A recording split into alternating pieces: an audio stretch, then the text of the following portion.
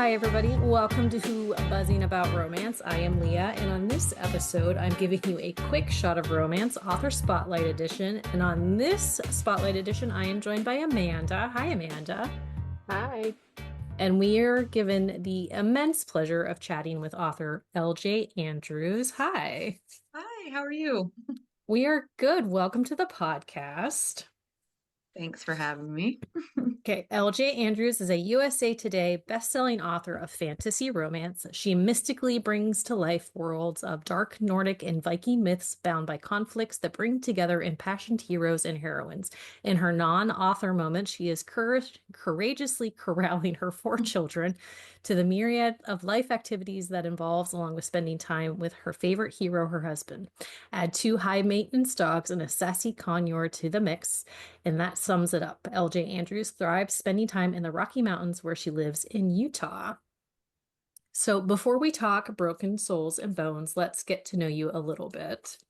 Sounds So good. what initially drew you to the romance genre as an author?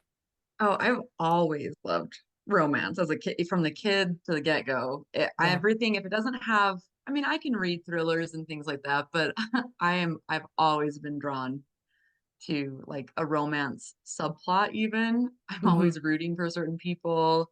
And even in shows, I can remember I would just binge watch as like a tween and a teen, the 90s, like Hmm. rom-coms all the time. I Yeah. was just obsessed with it. So romance, we've decided I've flatly said that I need to have at least a subplot in my Yeah. books. I don't know. I love it. It makes it feel real to me. Gives me people to So cheer for. so do you have a gateway book that got you really into romance? Um, I'm trying to think. I used to read historical as a kid a lot. Okay. So no, I like those ones weren't, I wouldn't say. I don't know. I'm trying to think. Probably, oh, actually I do remember Ella Enchanted. Do you remember that Oh, book? Uh-huh. I That's a yeah. good read one. that as a kid and I loved it. See, So, mine was Logan Likes Marianne. oh yeah, yeah. Yeah. Okay. It's like the OG, like Yes. babysitter club, romance life. And I mean, then it went from there.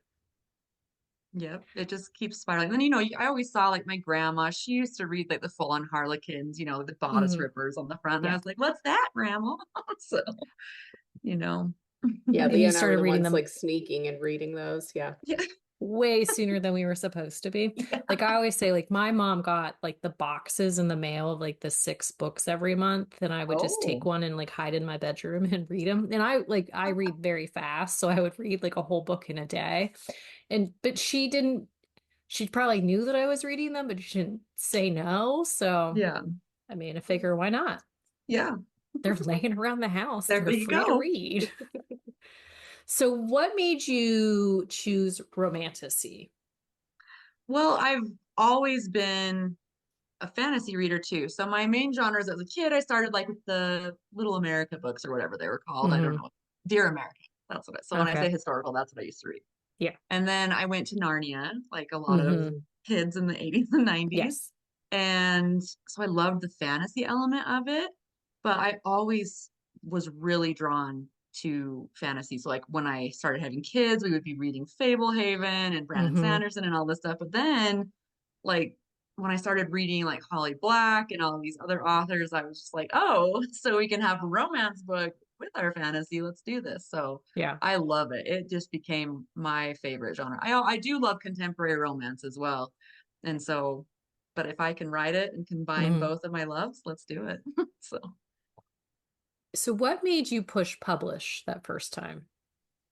oh, it was a long process. So I started writing my actual first grown-up book, I guess. I wrote as like a kid all the Yeah. time. And but it was because I got really bad postpartum depression after my Okay. third child was born. And so I started writing.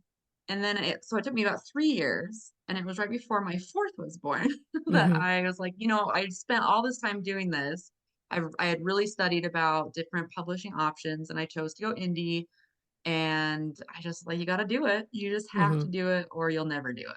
And so it was just 3 years of work and convincing myself that this is what's the worst that could happen. I guess Right. people hate it. And so, um, And then so I just did. And Hmm. then I went and had a baby and kind of forgot about it for a few weeks. So I mean, that'll happen. yeah, I was like, I literally, I think went into labor like 6 days later. Yeah. So I was like, well, that'll distract me for a while. So, can you share any writing rituals or habits that help you stay focused and productive? Well, I am not a focused person, but I have things that have helped me, I guess, try to stay focused. I mean, you're Every preaching to morning the I have choir a, with the focus. I know I'm like, I'm all over the place. But there are some things that I have learned to help because it's hard to work at home. Yeah.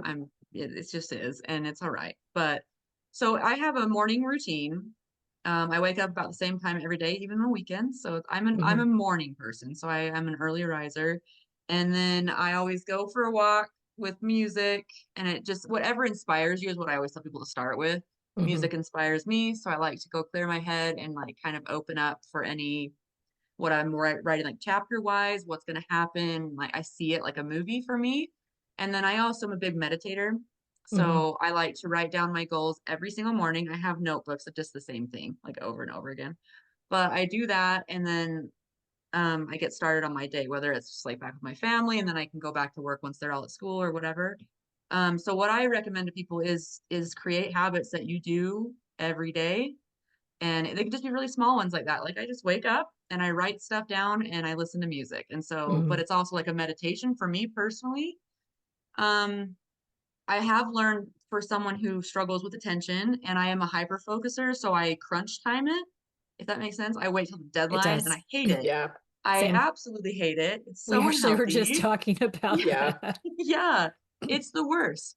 And because I don't eat, I don't sleep, I'm just stuck by a computer and trying to crunch. So I have been trying and it's been working. Well, time will tell if it continues to work. I forget what it's called. It's the 25 on and then like 5 off technique where you like focus for 25 Oh, minutes, yeah. take a five, what is it? Pomodoro or something, I think is what it's called. I I'm know not exactly what you're And sure. talking about, but it yeah, sounds it's really so, good. It sounds yeah, like that is what it's called. Yes. yeah, we'll go with that. Mhm.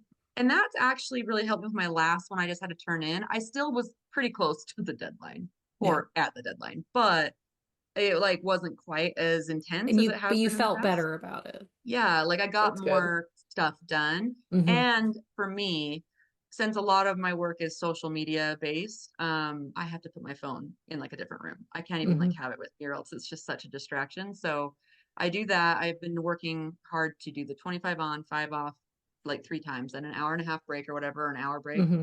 And then I keep my phone away from me. So that's been helping. Well, that's good.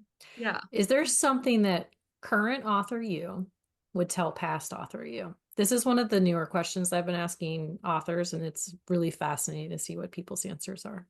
Yeah, mine would be first of all, do it and don't be so afraid about what other people think of you. Write what you want from the beginning is the first thing I tell myself because I was very afraid of judgment with spice Hmm. specifically. So my first ones were very, very no spice, very, very closed door, not even closed door. They Yeah. kissed. And so, but I wanted to write spice because I was a spicy reader, but I was too afraid of people.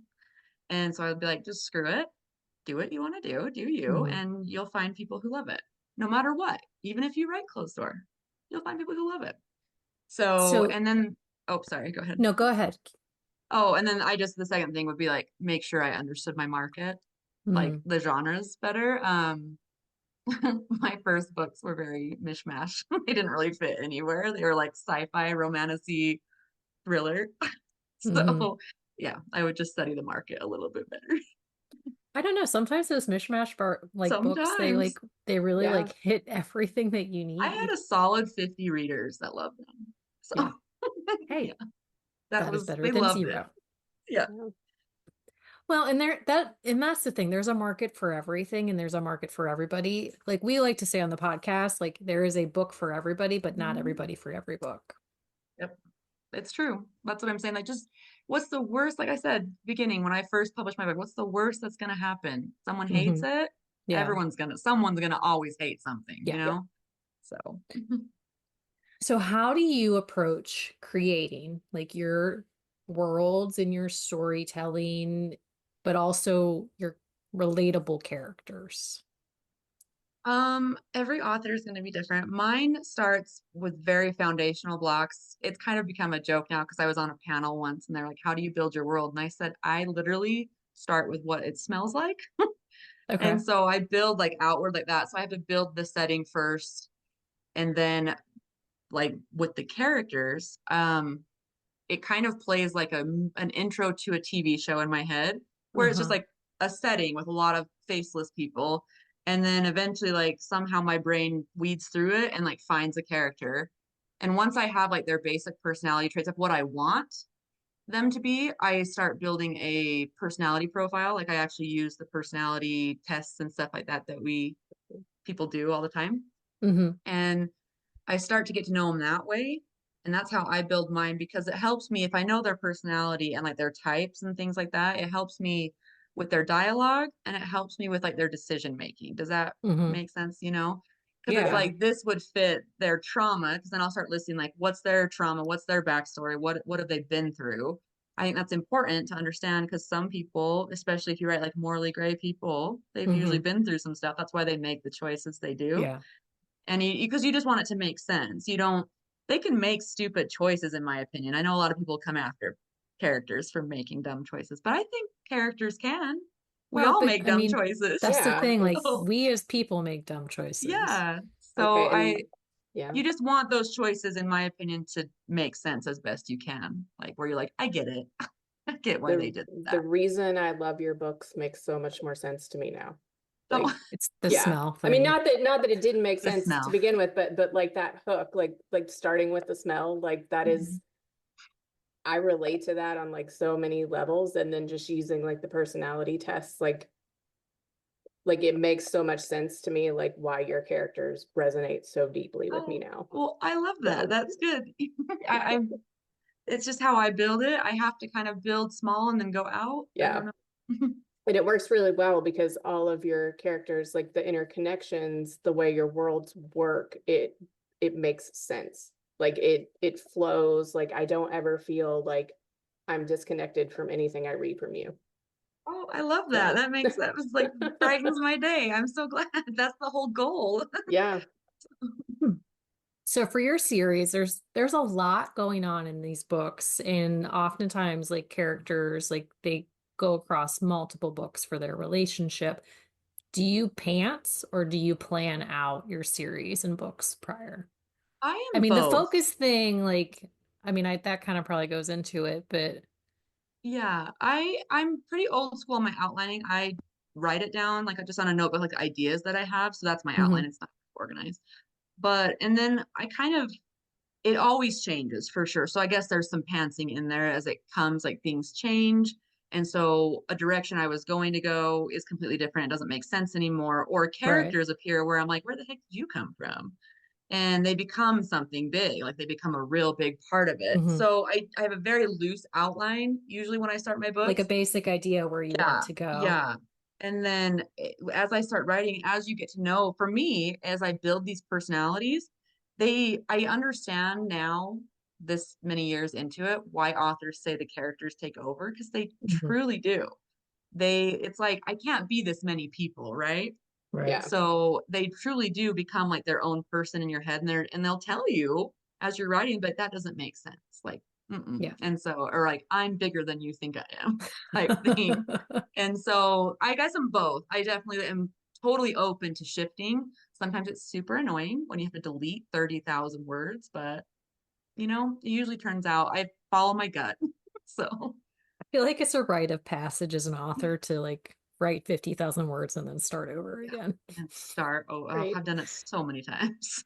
Because I don't think I have talked to one who hasn't said, like, I've deleted giant chunks or I've gotten halfway through a book and then I start over because I hate the Oh, direction it's going. yeah, it doesn't feel right. And I don't know about other authors, but me, I will get stuck. I can't move past it Hmm. until I figure out what's wrong. Yeah. And that's where you just have to kind of trust your gut and your characters and be like, this is what's happening, and you know it, and you got to go change it. So, All right, so let's get into Broken Souls and Bones. It is book one in the Stone Gate series. It released April 29th, 2025. Subgenres are fantasy romance slash romantasy. It's enemies to lovers forbidden, a non-verbal male main character. He's also morally gray, hidden identity, touch her and die vibes, found family, slow burn, and unique magics, which I definitely want to talk about that. Yes. So I'm going to kind of pass the torch to Amanda because this is her bread and butter, and Okay. I am here to ask questions, but this was all her. Okay. She's here to reel me in, basically, is I mean, what not she I'm not means. going to reel her in. I'm just going to let her go, but she has I love all it. the questions. I love it. So I will start saying that I found you last year with the Ever King. Oh yeah. I like obsessed. Like I was just every episode we had last year, they're like, "Oh, what are you reading? What are you loving?" And I was like, "The Ever Seas." And then Mhm. then I had to go back to, and started I'm probably like a third, two-thirds of the way through the Broken Kingdoms. Oh, good. So And you got then the I moms even and went, dad. yeah, and then I even went back and I did all of the Dragon Mage books. I Oh, just so those finished, are my old LJ books. yeah. Yeah, Yeah. so I was like, oh, I needed to see this too because I like the dragons. That was a lot of fun.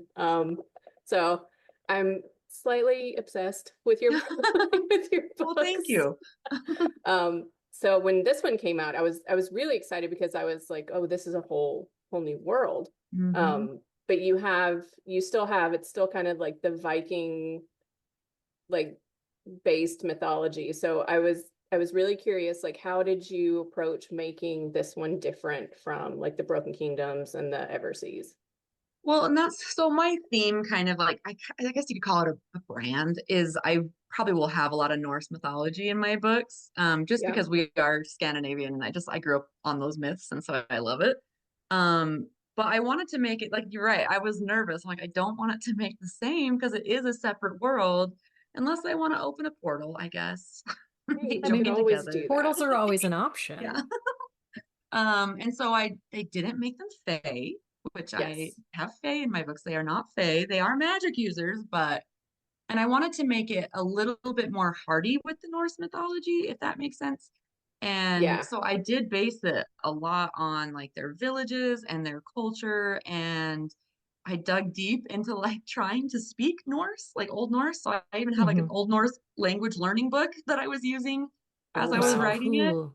Yeah, I don't know if I got like the sentence structure correct, but hopefully the words are semi-correct. Because and so like the song that they kind of sing in it, I don't know if that's actual Old Norse that I tried to write. Oh wow. And so yeah, I just wanted it to feel like you just stepped back in time is was my goal, that you're like in a Viking village. And I wanted the magic to feel very like a Norse magic system might feel. So I guess that would be different. Like the Broken Kingdoms is a Norse-based world, but there's also a lot of, I hope, fairy and like fae stuff in it that's like from other mythologies that I put in those worlds too. So Yeah, plus I think pirates. I read the Everkings first and I was like, oh my gosh, I was like, this is like Pirates of the Caribbean and Carnival Row. And then I went back to Broken Kingdoms and I was like, this is Vikings and Carnival Row. I was like, Yeah, I was so exactly. excited. Yeah. So There's yeah, I such definitely a get the difference. But there's such an intricacy and care that you take when you created this world and the detail that you like gave us, like just with the way in which the characters, like the the magic that they have and the way it like delves into like their worlds, like it's just so detailed. Yeah, it's definitely my hardest, or I wouldn't say it, well, yeah, it was one of my harder magic systems I've ever created because it is very much part of their culture and their lives. Hmm. And so, and it's a little gruesome, so it A was little bit. hard. But Where did you come Yeah. up with the idea of like the melders and the bone crafters, like just the crafter side of it in general? so that is the first block of the foundation of the whole book, actually, is Okay. I was going through my myth books. I've got a lot of mythology books. And I was like, okay, find some inspiration. What do you want to write about? You know, because I was like, I know I'm gonna be doing a different series. And I found a few that I tried to write and they never took off, like just based on different myths. But then I thought about the Old Norse like berserker warriors. I don't know if you know, Hmm. but like, they Yeah. were like these feral, Yeah.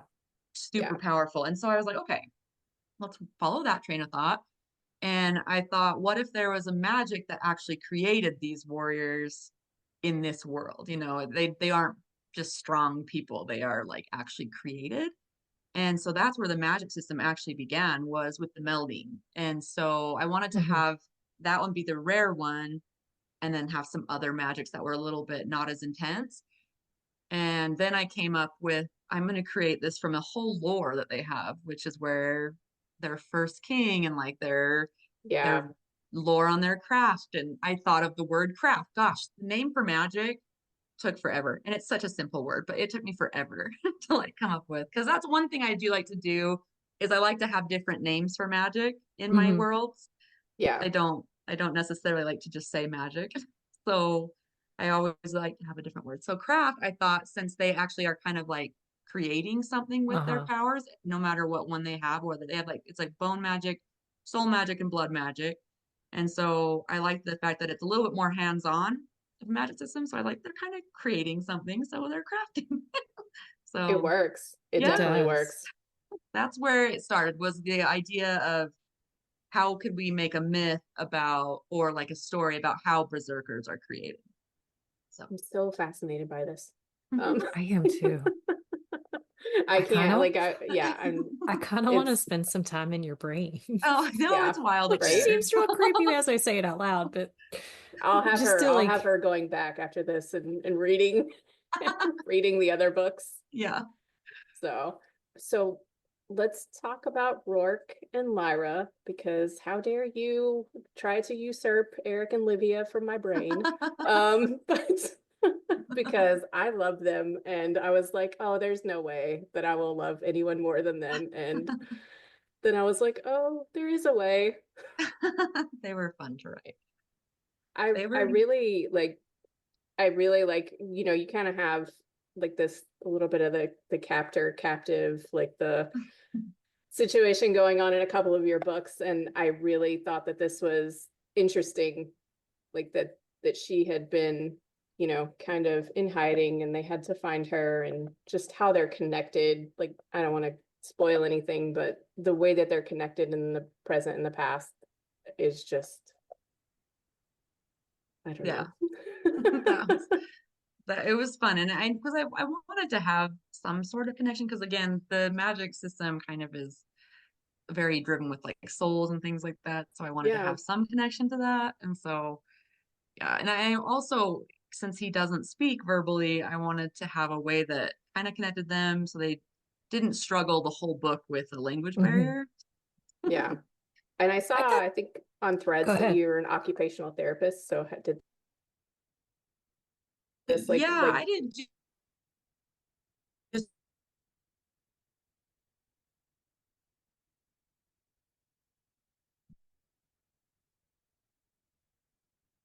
because so he went through speech school too before he went and got his doctorate. Um, and so they actually all helped me understand that a little bit more, because they work with nonverbal people sometimes. And so they kind of just gave me some pointers about, there's usually someone who helps create like their communication that's a little bit more just with them. So that's where someone like Prince Thane comes into play. He's the one that helped yeah. work develop his signs and things like that. Hmm. And yeah, so they helped me a little bit. I try to be sensitive as I can be, when we're dealing with that type of stuff. So Yeah, I thought that was really well done, and it created like, Thane's probably going to be my next obsession. yeah, So, he was fun. but yeah, I really liked Rourke, how he's struggles with his duty versus, how much he is drawn to Lyra. I just like, I'm trying not to spoil, so I'll let you like say whatever you want to tell That me.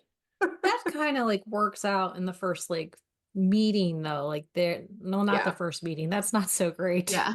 But like when they first come face to face and she realizes who he is, like there's almost this like instant bind that creates between the two of them, but neither one of them are really aware of it, which I thought was an interesting way to do it, especially since like the soul magic is such a big part of this book. Mhm. Um, But the fact that like as you read the book, like she has such a quick understanding of like who he is and how he communicates and the I thought that was just really well written because they have that instant like emotional like touch even though he nor her wanted it. Yeah.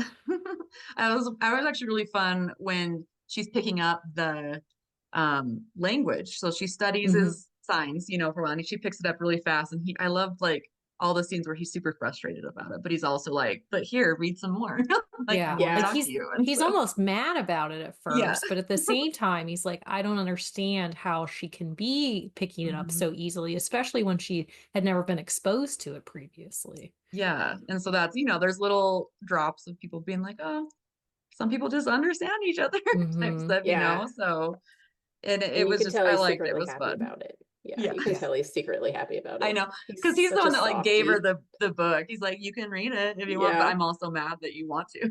Yeah. Just leave it in her room. Have, Yeah. have Emmy drop it in her room. Oh, he Yeah. sent these for you. Yeah.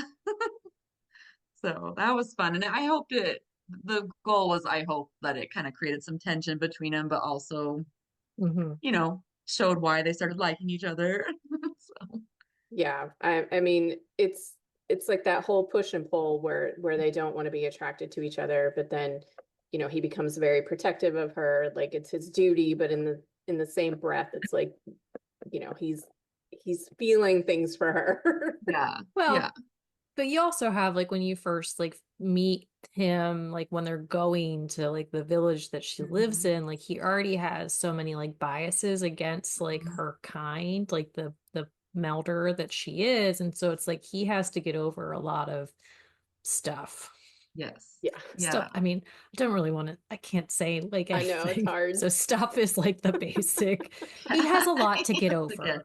a lot that happened. Like that was half the challenge and fun of writing Rourke's character is that he deconstructs basically his life in Uh-huh. this book. So, and it was fun and a challenge to show like his anger switched to basically obsession.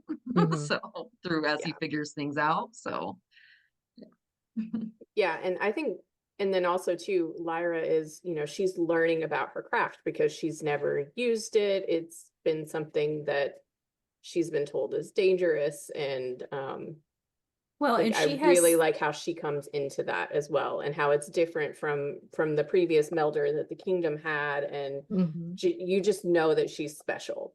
Yeah. Well, but she also like she has such a blank pocket of time too that she's learning about and figuring out. Yeah. Yeah.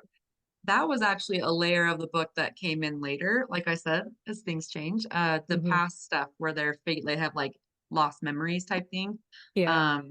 That was that happened. Like it Oh, wasn't like really? that at the beginning. Yeah. Oh, So those, I and think oh, that is a wonderful addition because I don't yeah, think her story arc would have been, not that it wouldn't have been as compelling, but I think having those lost memories, like it just creates such a depth to her yeah. yeah. that you wouldn't have had otherwise. Yeah, it was one of those things where you're like, something's missing, and that was it. So I It like that a worked out really lot. well yeah, because it's all good. I like I'm honestly, glad. I mean, for me, I'm honestly like obsessed with them. So it's Oh, good. sorry. I'm No, I Well, loved them. They were fun. but you have such a strong cast of side characters too. You yeah. have Thane and you have Emmy and you have Kyle or Kale, Yeah, however. Kale. Yeah. And so like you have these great characters that surround Rourke and Lyra, like to help them like guide them like through all the like chaos essentially that they're Mhm. going through. Yes. I Yeah. love side characters. Because every character I feel like is kind of a main character in their story. So Hmm. side characters are just as important to me as main characters. Right. And if you've read my books, which you have, Yes. they found family is one of my favorite tropes. Like I love to I love create a these found family. big, yeah, and like just like these characters of like, oh, you need me to bury a body? I'm there. Like, Yes. like these ride or die friends Uh-huh. that they aren't perfect, but like I love them. And I also really love to champion like female friendships Yes. in the book. So I really wanted like Emmy and Ursa and stuff like that. There are side characters in this book that are not always like Lyra's very skeptical of them at first, but then Hmm. like they become just like your besties, and Thane even. And I love like creating platonic female male like friendships too. Like Thane and Lyra become good friends. So it's Hmm. just yeah, I can't stop myself, so I'm gonna keep doing it. So, Yeah, I mean, it if it really it works, you works. keep. yeah, So I don't want to spoil too much of anything, but it no, it's does end on hard. a little bit of a cliffhanger, and I don't know if you can tell us what's coming next for In you. the Not in what in the book, but in oh like the my next book. Not what's happening, but like when the next book yes. is, if we're The allowed to next say book yet. is written and Oh, turned okay. in. So Yay. it's there. It's in editing right now. And I think book two probably has I told this to some of my readers that I think it has the spiciest scene I've ever written. Ooh. Like from Everseas to here. Oh, I don't wow. know what happened. So You just it's let it gonna all out. yeah. It's gonna really show a lot more of probably Rourke's magic Okay. in book two and kind of get to know that, and you're gonna see more of the world. And everything's gonna be, I hope like I hope it's like book one. I've had a lot of feedback from people where they're like, I see some of your twists coming, and then they're like, Yes. then I didn't, and then it changed again. So like book one has, I hope, a twist that people don't see coming, and I Yes. hope it's the same for Yeah. book two, There where was you're just like, one I saw and there was one I saw coming in book one in the first book, but there was another one that I was completely like yeah. flabbergasted and I was like, oh wow, yes, I love it when that happens. So Yeah, so I there's foreshadowing for one, and that's I figured I'm like I think people are gonna catch on to this one, and then there's one more thing that pops up, and then like the final page, and so I hope people like don't see some of it coming. So yeah, yeah, no, I think you definitely accomplished that. oh good, So yeah, that's what most people do. Like I got the one, and then I did not see the rest. So yeah, and that's I pretty hope much that me. happens like with there's a big reveal in book two, and I hope people don't see it coming at all.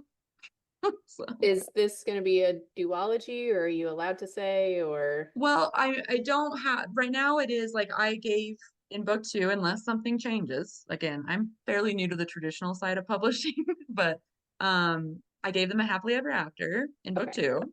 Okay. And then but I did leave the world open if there's more that they for want. other So people? yes. Yeah, because Amanda needs Yay. to know if Yeah. Thane will get a book. Yeah, That we'll see. we'll see. We'll So I mean, see. I hope so. So, but that's exciting. I'm very, very excited about book two. So yeah, you'll Thane comes around in there. You'll see I'm him. a So fan. I'm a fan. Do you have current plans to go back to the Everseas? oh yeah. So Okay. I'm actually writing book four right now. Yay. So the Everseas was picked up by the same publisher as Broken Souls and Bones, and so it's just going to be six books. Oh, perfect. Okay. I Yes, was trying yeah. to So find it there'll and I be couldn't remember. yeah. So the re-releases are happening in August, September, and October of this year. The ebooks of the first three are up now, but the physical books they have bonus material and everything that's brand new that I haven't ever released before. So that's coming Oh, in the new yay. books, in the new hardbacks that are coming out. And then book four comes out next year. So, and then there will be two more after that. Yay. I'm so excited. I love that world so I much. do too. It felt like I was like, oh, welcome back. Like as I started like going back to Stolen Crown and stuff like that. So Was it that's, easy just to kind of switch back, or did you have to kind of?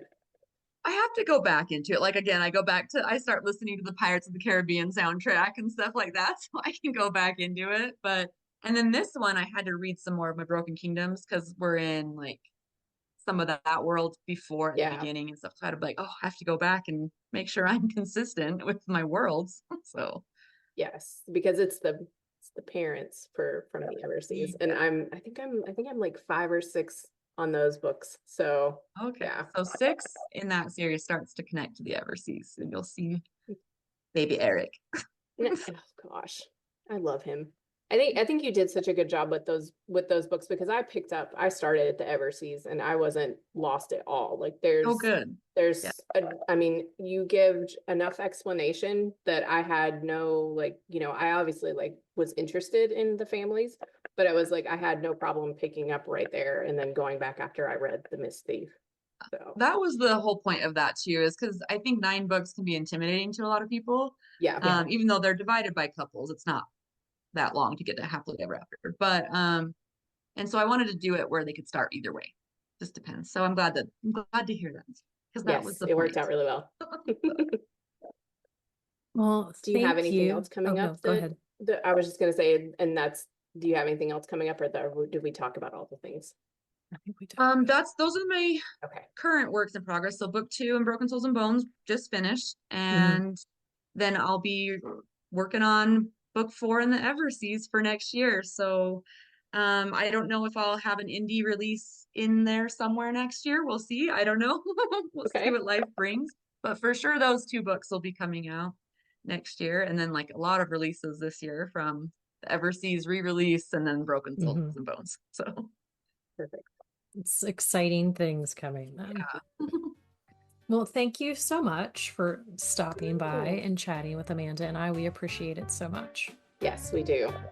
Well, I appreciate you having me. That was a lot of fun. So thank you. And until next time, happy reading, everybody. Find us on Instagram at Buzzing About Romance or on Twitter at Buzzing Romance.